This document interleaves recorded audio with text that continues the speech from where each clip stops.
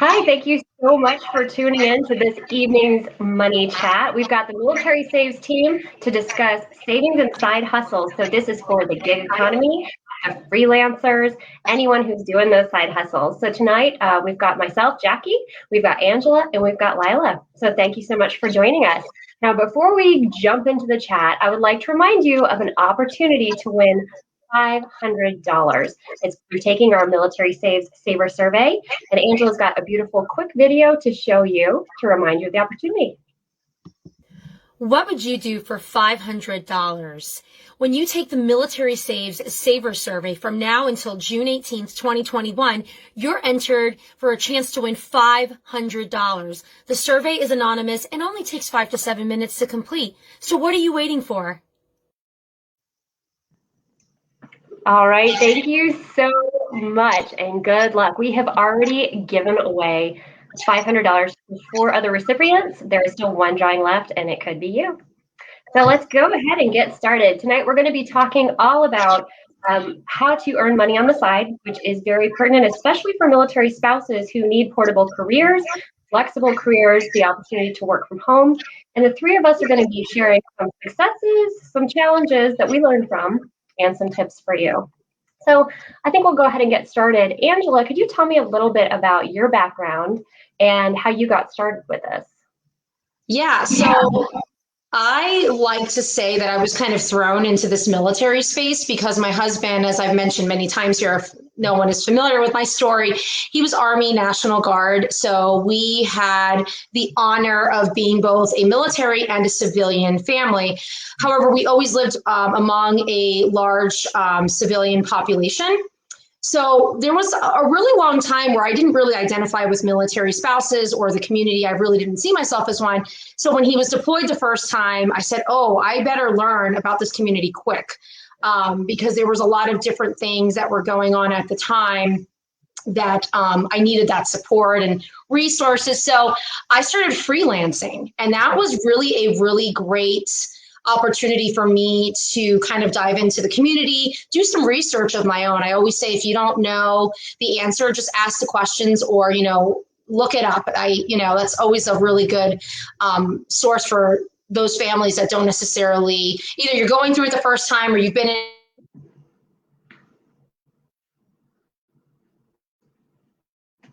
Oh, I think Angela froze. Angela, are you able to hear us okay? Hear me? We've got you now. I think we had a little technical difficulty there. Oh, goodness. If you want to continue, that'd be awesome. Where did I leave off? Where did you lose me? Well, I knew you wanted to learn more and become more a part of the military community for support. Yes.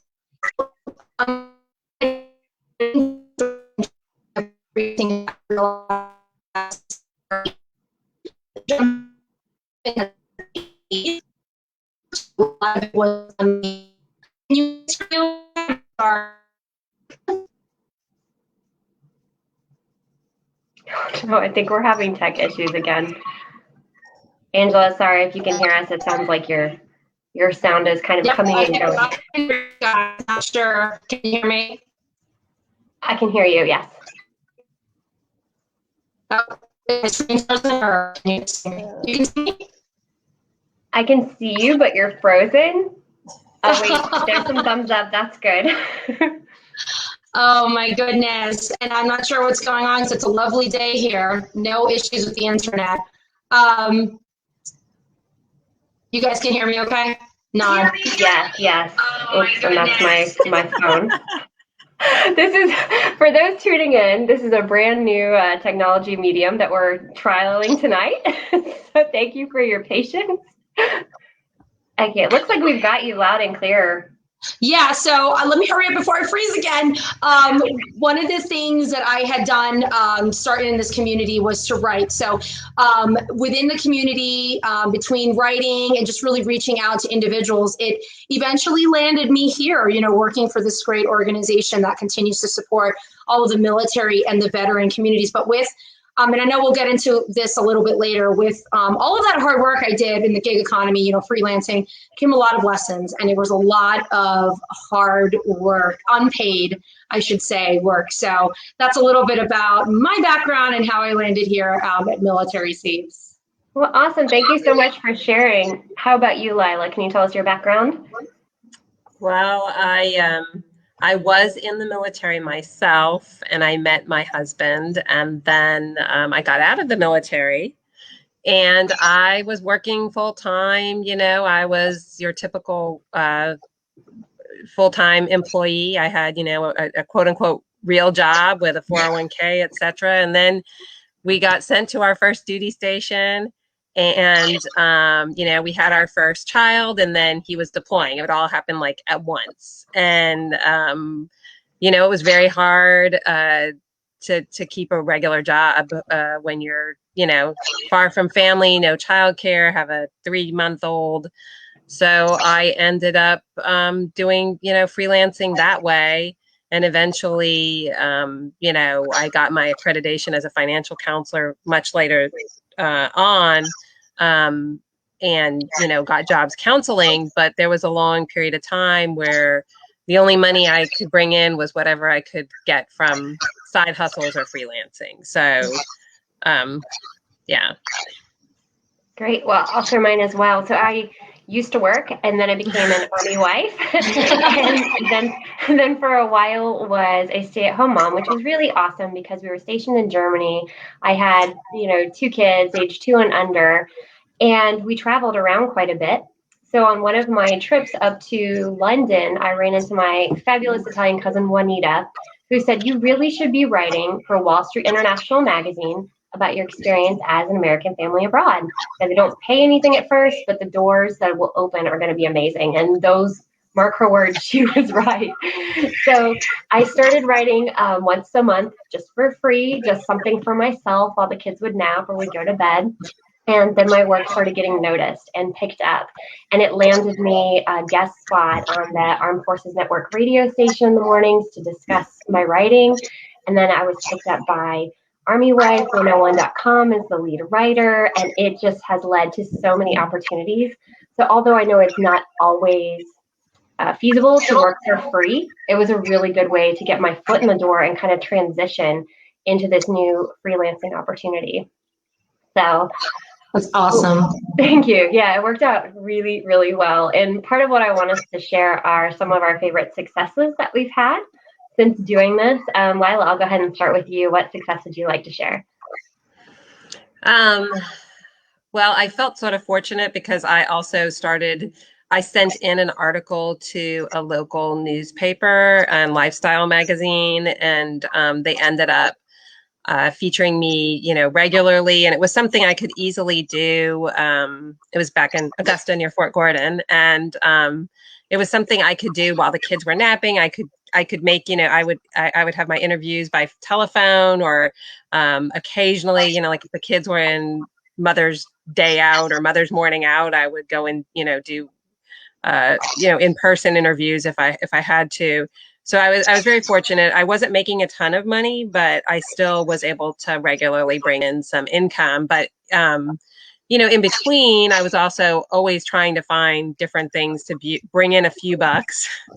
Yeah. And I had a lot of, you know, interesting and weird experiences, but it was, you know, it was all in good fun. And I even tried selling things on eBay, and that was not my most successful. So I guess I brought your very successful down to my least successful venture, was trying to figure out and buy things on eBay just to sell them. And that was not great. Well, congratulations on being picked up, though, as a regular writer. That's amazing. And it's really important, if you are freelancing, to submit your work, because you never know what's going to stick. So do be proactive with that. And eBay, yeah, I can't say I've tried that. But it's worth a shot. How about you, Angela? What success would you like to share? Yeah, so I think similar to like what Lila was saying, when you write for so long and you're doing it for free, when you get picked up by a huge publication, that is huge. So I'll never forget and actually you mentioned Army Wife 101, and it had a lot to do with that network and being a part of that network, I got picked up by Lifetime Networks, which was like, to me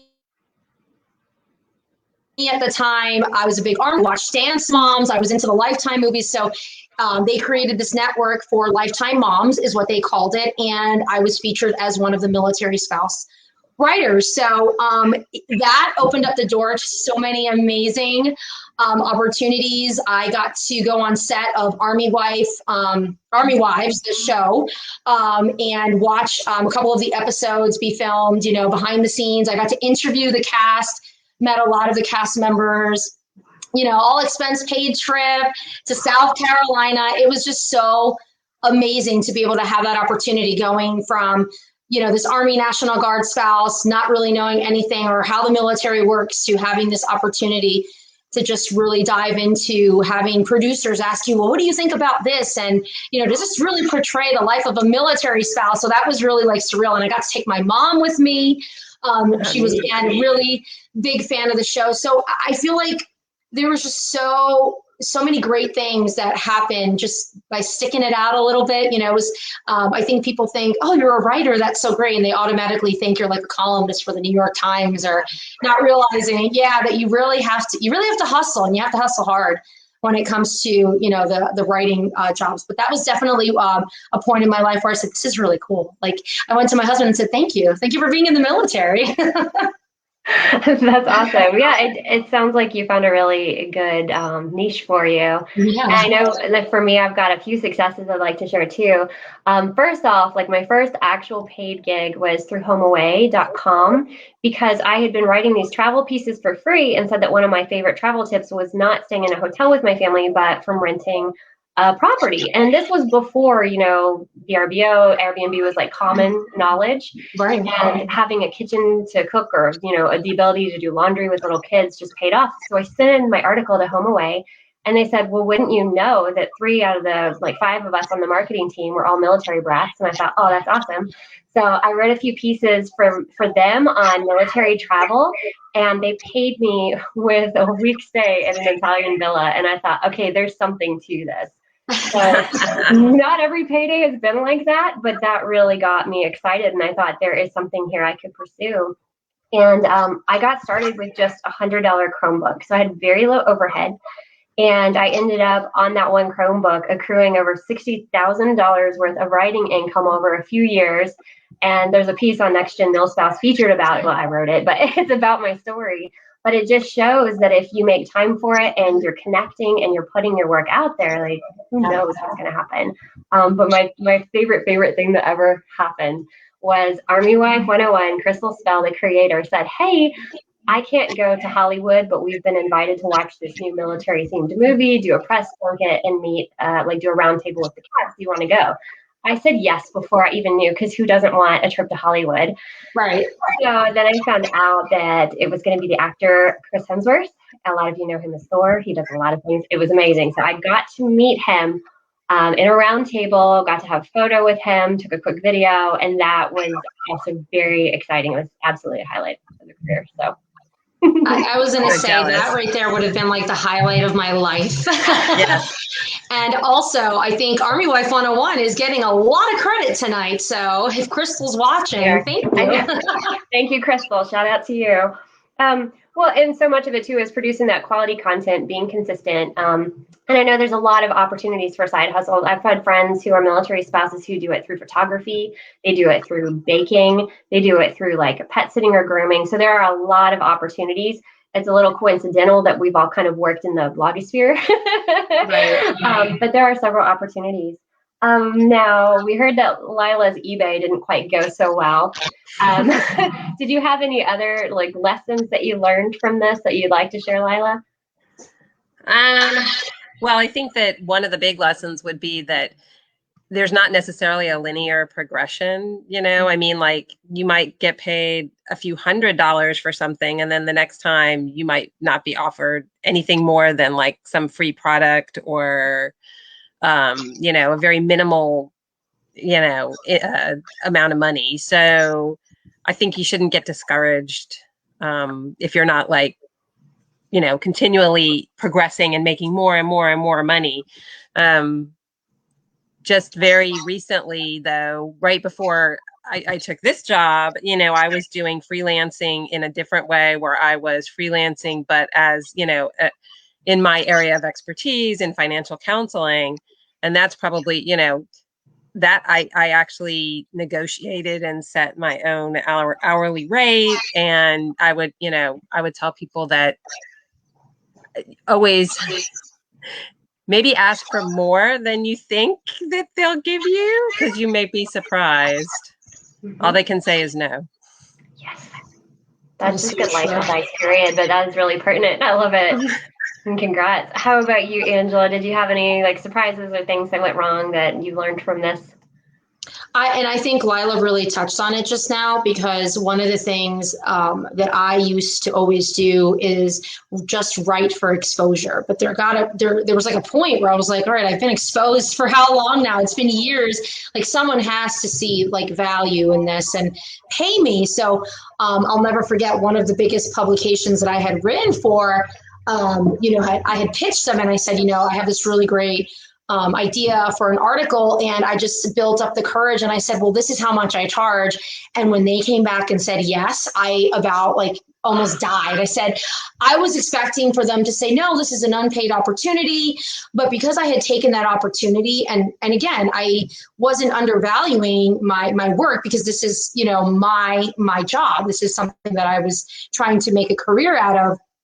And I was just floored at all these probably tons of writing opportunities that I could have asked, for pay. And I didn't, because clearly they're not going to come to us and say, here's what we're going to give you, but that did open up the door for so many other paid opportunities, as well as just for myself. I think my self-esteem really was built higher than what I had, prior to that. And other publications saw that. And then there came a time where I got a great job with USA doing that for a living. So I think, again, it was a learning curve, and a lot of it was just not believing in myself and thinking, well, there's already so many great writers out there.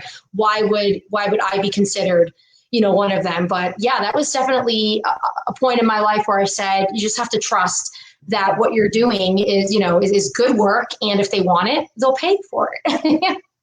That's really good advice.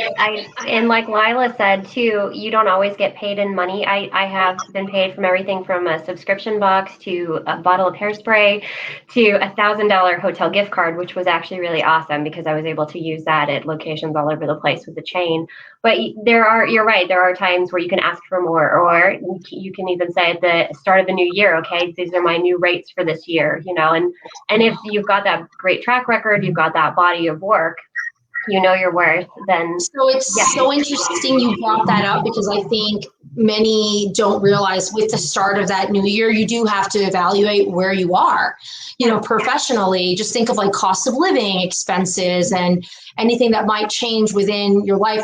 Even with PCSing, if you're moving, whether you're in military or not, every area comes with its own different surprises of how expensive something might be or how much, cheaper something is. But something really interesting when you're saying that, I remember one year I said, I'm just going to make a list for myself at the beginning of the new year and think of all these publications that I'm going to pitch. A lot of them were for money, but a lot of them were for product. So it's interesting that you mentioned that, because I kind of forgot about it until you said it. So one thing that I really was striving to do, just because we were, we weren't exactly making what we needed to make, to go on the fancy vacations that we wanted to put money into savings. So I said, I'm going to pitch Carnival Cruise Lines and I'm going to get my family a vacation. And what's the worst they can say? And shoot, they wrote me back and said yes. They gave us a cruise, all expense paid cruise, that's awesome. To the Caribbean. So it's believe in yourself. What is the worst they can say? Is no, right? So set those goals for yourself. Whenever that is, whether it's quarterly, annually, you can really make it happen. Yeah. Yeah, that is awesome. I love that. A free cruise. Wow, that's phenomenal. So as far as lessons learned, unfortunately, the hard way, I had a client approach me, and I was warned about this particular individual and said, be careful, that one doesn't pay. However, this person was a fast talker, a smooth talker throughout all these media outlets, and said, I would love to get you on retainer. So and retainer is like the magic word for a freelancer, because usually it's feast or famine. You don't know if you're going to have a ton of work or no work. Sometimes it takes 30, 60, 90 days to get payment from work you've previously done. So your income's not always steady. But if you know you've got that person every month paying a set amount, like, you can relax a little bit. Yeah. And unfortunately, with this individual, I had no sort of contract, no agreement. I decided to try it anyway. And I ended up doing 2 interview pieces, which in my opinion are usually pretty labor intensive, because you got to coordinate with someone, ask the questions, be an active listener, and then piece it all together beautifully. And I was stiffed. I was never, ever paid. I tried following up for 2 whole years. And finally, this individual's wife came back with me, offering to pay me 25% of it. And I thought, you know what, I'm just done. I'll count this as a lesson learned. Yes, I could have gone to small claims court. I know other people have against this person. However, I'm sorry, I just thought I'll just walk away, and I'll consider that a lesson learned. So what I got there is maybe look into a contract, or receive some payment up front and the other payment at the end of the project. So that was an expensive lesson, unfortunately. I mean, not super expensive, thank goodness. Luckily, I quickly pulled the plug when I started getting a bad feeling that he wasn't going to pay. So, womp womp. That person won't be named. So, He's lucky. yes, high road, high road. So let's talk about what you did. I guess, Angela, I'll start with you. What did you do with your money at first? I know, like, for me, it started off as just fun money, because we were reliant on the Army income. I was a stay-at-home mom, and I was like, woo, I've got money. I can treat myself to this or that. But what did you do when you realized, okay, this is something I can make a living off of? So I'm going to answer this, but I'm going to answer it in a way that most are probably going to be like, oh, yeah, I should have saved it. It was fun money, but I knew very, like inside, I knew you shouldn't be spending it. If you can't pay certain things, like, again, I didn't realize that paying debt off was something I should have been doing back then. We were young and we wanted to travel and go on the weekends away. So it was fun money, but we really shouldn't have done that, because it should have either gone into savings or paying off a lot of the debt that we had, which is what got us in trouble, a couple of years after that.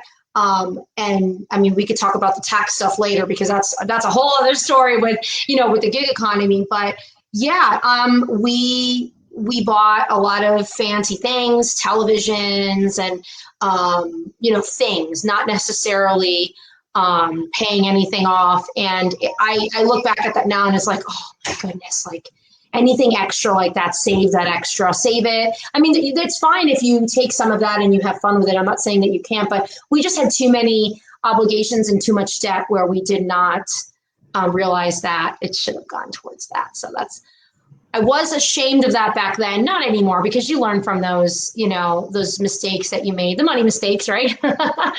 And that's why I talk about it so openly, because it's so important to really understand where you stand financially. And if you can afford to splurge, then splurge, enjoy it. You earned it. You worked very hard for it. And you all know that gig work, you work hard. It's not like, I mean, sometimes you'll get the occasional, post this on your Facebook feed and I'll pay you $100 for it. And you're like, oh, that was easy. It took me 2 minutes to copy and paste it, and they just paid me $100. So things like that, of course. But yeah, it's again, it was a really irresponsible thing that we did, not necessarily understanding.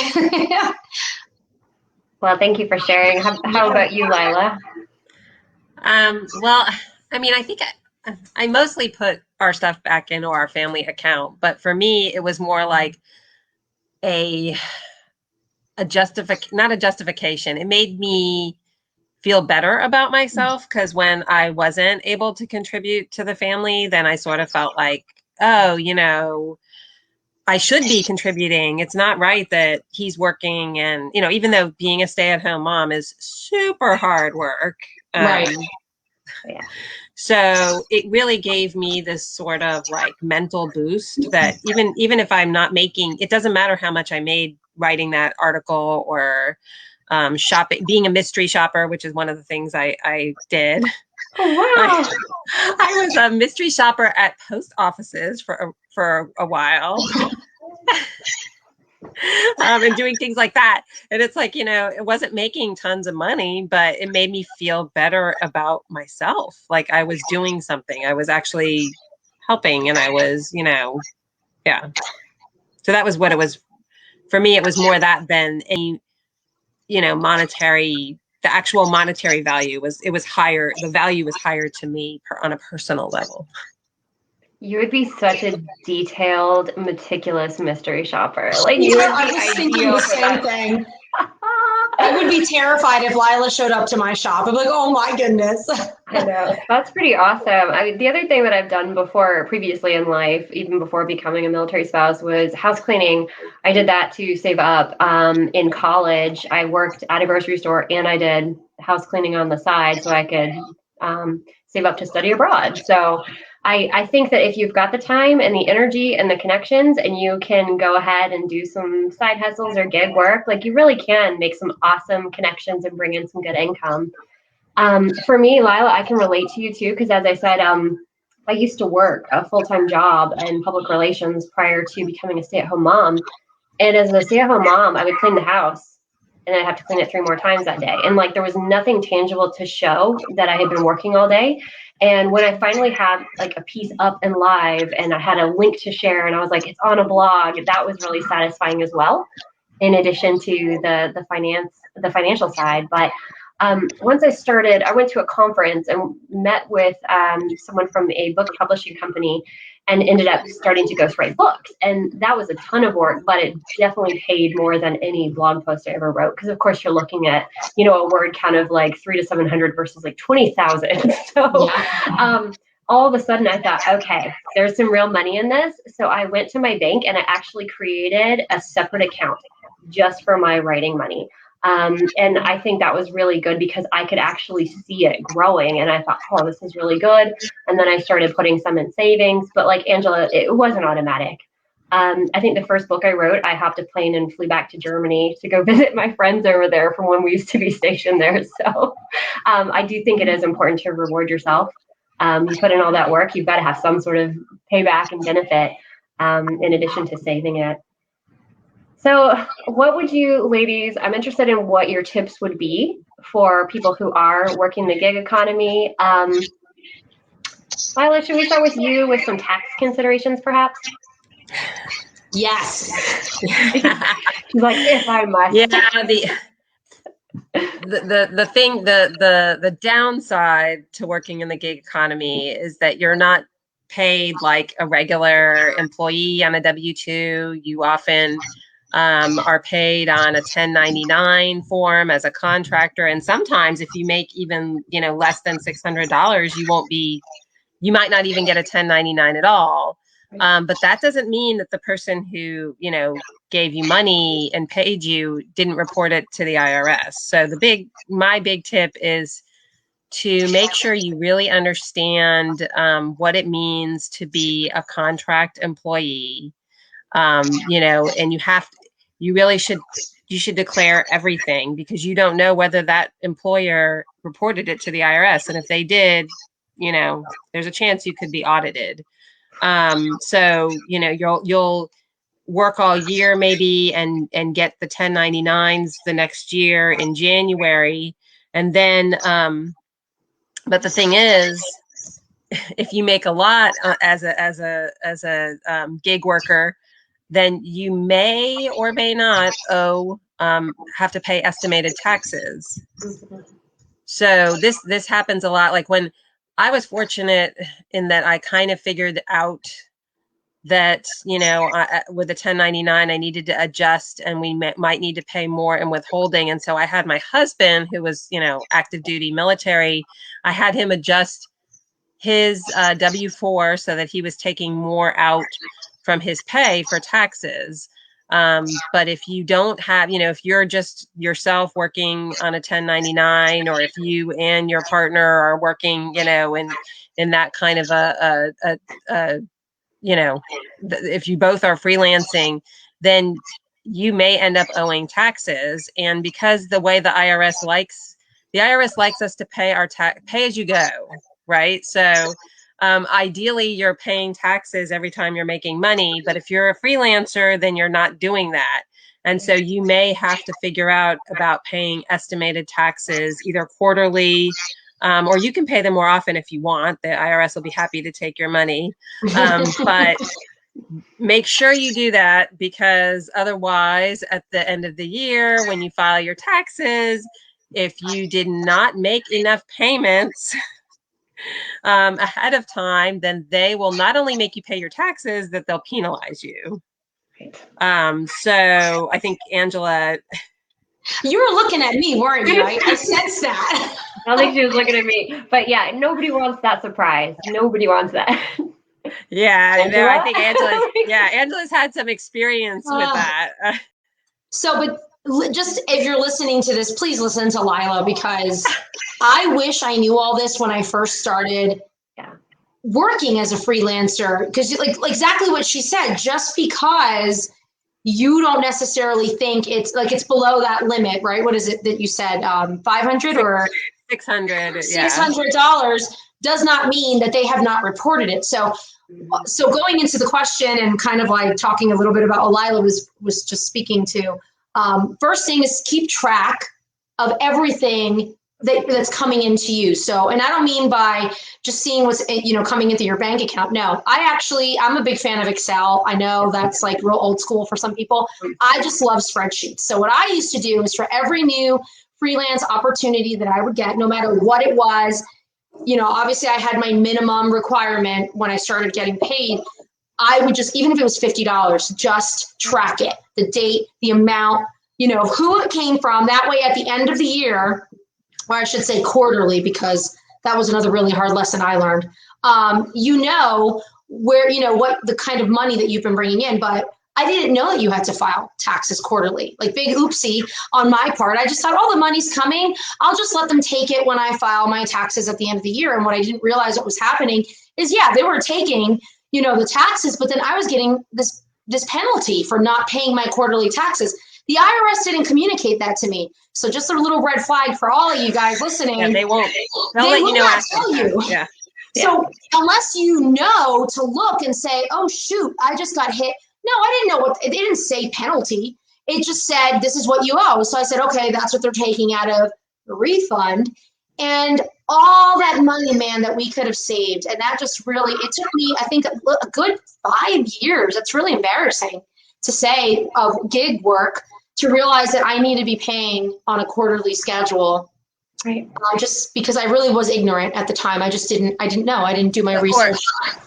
Or adjusting the withholding. I mean, it doesn't matter whether you or your partner, your husband, are paying the taxes. Cause so like, you could have your husband, your wife, your spouse paying more in withholding, as long as somebody in your filing, in your family that files is paying the taxes. And that I got around the quarterly taxes that way. But yeah, it can be a headache. And the other thing that people need to know is that you will probably have to file a Schedule C, because you'll be a sole proprietor. Right. You're kind of like a small business. And so first of all, this could make filing your taxes more expensive, because, any tax place you go to is going to charge you by the form, and the more forms, you generate, it will be more expensive. So that's the downside, that you'll have to file this extra form, and may have to file quarterly taxes. But then you should also be aware that you can have all kinds of deductions too. As a sole proprietor, as a small business, you can, start deducting a lot of things like, home office, continuing education, meals, if you're traveling for business and travel, all these things. But again, just like Angela said, you got to keep really good records, because you don't want to be audited. So there's the benefits to, being a business means you can take stuff off on your taxes, but keep good records. So I feel like with this, since we're on the taxes, and I feel like we can have like a money chat on taxes alone, right? But just because this is such an important topic, I know what a sexy topic. Ooh, Schedule C, yeah. But really, really important. And again, I think year 2 into my husband's active duty military career, I realized that, and I know this isn't for anyone, or not anyone, everyone, is that you can file your taxes for free via Military One Source, okay? And really important about this, when I say for free, it literally is for free. So if you have those additional forms that Lila was just talking about, you're not going to pay per additional form, because once I figured out that I needed to do all that extra, the forms, because I was a contractor for so many years, I was just like, wow, this is so easy. And I was actually able to do it myself. I know not everybody is comfortable doing their own taxes, walking through it. I do think that it is, but we will be sure to share that link as well, because I don't think enough people realize that it's a free resource, that is available to you. So please utilize it. And there's lots of military Vita sites too, where if you're not comfortable filing your own taxes, you can go there and they will help you do it. And there's, Vita sites actually, and, for civilian, for people that are no longer in the military either. But, yeah. And the other thing I would also say that I learned, when I was a contractor and we were stationed, at Fort Eustis, was that some certain localities, even if you're a contractor and you're not really running a business, like you're not, you don't have a store, you're not selling things, you're working for someone somewhere and getting paid on a 1099. I had to have a business license. I had to pay, the county that I was living in required, even if you were, a 1099 employee. I was working for someone out of DC, and they made me, and then I was able to take it off my taxes as an expense. But you just want to make sure that you are following the rules wherever you are. And I know, overseas, there's some places where there's a lot of paperwork to be able to, to work as a kind of a freelancer or a contractor. So just make sure that every single county, city, state is different. So you just need to make sure that you look that up. Very, very good advice. And Angela, like you, I did not know about the taxes at first. The first year I made so little, I was like, oh, is this all just under the table? And I was like, what if someone reports it? Well, let me do the right thing. So do the right thing, guys. And if you can go and check out the calculators at irs.gov and see what your estimated taxes might be. So I do definitely recommend checking those out and using the free tax resources. I know for me, as far as my tips, I would say first, just leverage all the free resources you can. A lot of people think that they have to invest all this money and get like the pins with their logo on it and the fancy website and this and that. And if you can just get started and put your energy into money-making activities first, and then you can start building your business as it goes and as you grow, I think that's the best. Like I said, I started with a Chromebook, and I first started just leveraging tools like social media. So I created a Facebook page for my for my writing outside from my personal account. And I started sharing links to all the articles. Like Angela, I kept the records in Excel of both income and expenses, but I also kept a tally. So I could start saying, I've been featured on X amount of websites. I have written X amount of articles. And it also helps when you start promoting your own business to kind of build that clout. So numbers don't lie. And even with my very first conference I attended, where I decided, okay, I can't just work in a vacuum from home anymore. Let me go out and start networking. That was a really good investment. But I also used air miles, I used hotel points, and I got business cards printed from Vistaprint with the coupon codes. It was very, very low overhead at first, but it paid off. And then since then, I ended up purchasing things for a home office or a desk or a ring light. It just kind of grows with you. So don't think that on day one you can't open up until you have this fancy setup. That's not always the case. Yes, if you're going to be a photographer, you're going to need the camera, you're going to need the lighting. There are some things to consider, but do reach out to your network and leverage free resources. And then from there, I would say have a plan for your money. Like I said, if you're going to start saving a certain percentage, or if your income is going to kind of be hit or miss, don't go out and just spend a lot because you just, landed this one client. Because sometimes, depending on the net terms, it could be 30, 60, 90, and you're waiting for something you wrote 3 months ago. So do kind of plan out what you think you're going to earn, live off of that. And then if you make a little extra, You can always sock it away into savings for a rainy day. Yeah. Oh, and that reminds me, I wanted to say that you can also, as a sole proprietor, as a a small business, you can have your own solo 401k or your own SEP IRA. So you can and those you can take off on your taxes. So so it's like a double whammy, a double benefit. So just by making sure that you educate yourself on all the tax breaks and everything, then I think you'll do yourself a favor by becoming an educated, not an educated consumer, an educated contractor, freelancer, hustler.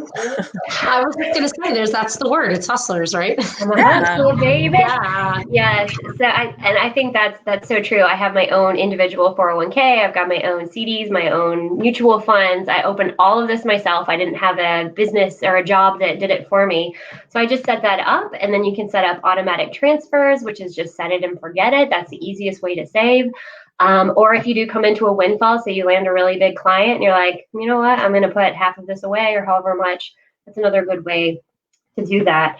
And then if you can lock in people on retainer or get those repeat customers or, get an agreement where you're going to work for, X amount of months together, that's really good. And that helps build up the business versus sitting around twiddling your thumbs for a month thinking, wow, I made no income. And that happens sometimes. But the more proactive you are and the more relationships you can build, the better.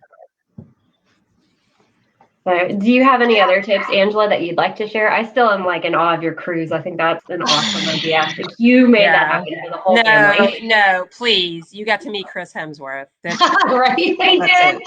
I did. I should have grabbed the picture so we could share it in this. You have to share it in the comments. We'll make a meme, and then everybody could be on the lookout for that on military saves. Yeah. So I think just going back to what you were saying, Jackie, because it is so very important.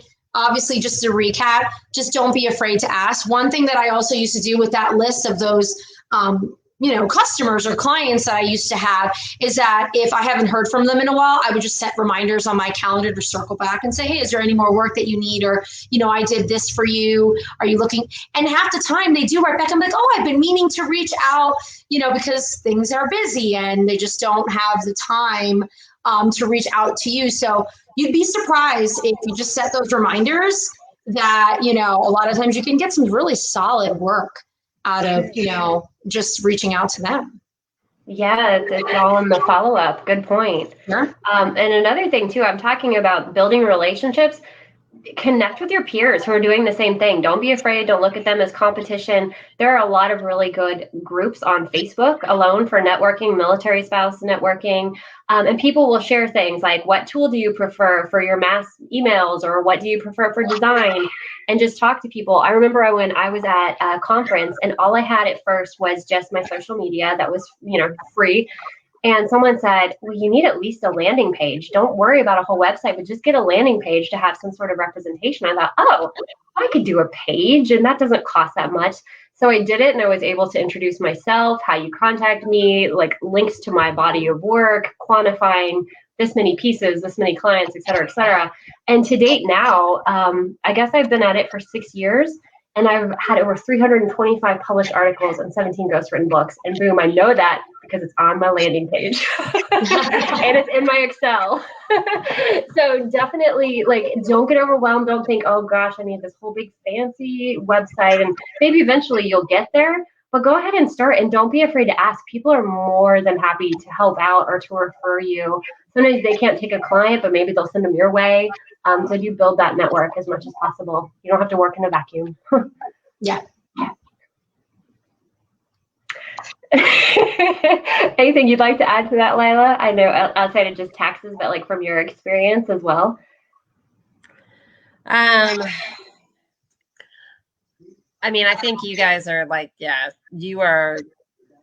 I'm just in awe of both of you. You are way better hustlers than I ever was, but and And you I think joined I've the shared. military. Like, that's awesome. Like, that in itself. Yeah, we might have been better hustlers, but you were paying your taxes the right way. Okay, so guess what? You were serving the country. Yeah. Exactly, and you served our country, so we are in awe of you. Well, and I think as long as you're always open to learning and personal development, do look into books or webinars. Just keep growing, keep learning, stay open. And I mean, I think it's amazing. I went from this just being a free thing when my kids napped to now it pays the bills and I'm independent and I'm able to stand on my own 2 feet. And it's been really phenomenal. So you can make it happen for yourself. Yeah. I think yeah, I would say that, if anything, military spouses and military family members we are made for this. We are made for the gig economy because we have always had to learn to adapt and be flexible and hurry up and wait and all the other things that come with the military. So we know, and we move all the time. I mean, we're made for this lifestyle. So we've got this. We can figure this I out. love that. I love that, Lila, because I almost feel like we need a shirt that says that, right? We got this. And I always tenacious, flexible. Yeah. I always think like when you're a military spouse and something to touch on, like when you're leaving the gig economy to go into like working back in the workforce, highlight all of those skills that you learned, as you were hustling, right, as a military spouse. And but one thing that I'll say that a fellow military spouse, and I'll give her a shout out, Lakeisha Cole. I don't know if she's listening. Love Lakeisha. I'll never forget this. Love Lakeisha Cole. She said, and this goes back to networking and connecting and building yourself as an entrepreneur, or even if you're not an entrepreneur, as a freelancer or a contractor. If you're the smartest person in the room, find a different room. So think about it. If you already know something, go and keep learning, because there's so much out there to learn. So just keep on going. And again, going back to the military spouses, we're just definitely all cut from the same cloth when it comes to the flexibility and the strength that we all have within the community. So yeah, just keep on hustling, ladies and gentlemen, not just ladies, because I know there's plenty of male spouses out there, but yeah, keep on going. Oh, I love that. And I think we're just innovative by necessity. Like we have to be. We have to be. So if you can monetize it, then by all means do it. Well, thank you all so much for tuning in. This was a really wonderful chat. I know that myself and Angela and Lila all thank you. Again, remember, tomorrow is the deadline to enter to win $500. You can see we've got the link here by taking our Military Saves Saver survey on militarysaves.org/survey. Good luck. Thank you for tuning in. If you've got any other questions about the gig economy, please feel free to drop them and we will get back to you with the best responses possible. So, ladies, thank you so much. Everyone else, thank you for tuning in. Thank you, everyone. Night. Bye. Thank you. Bye.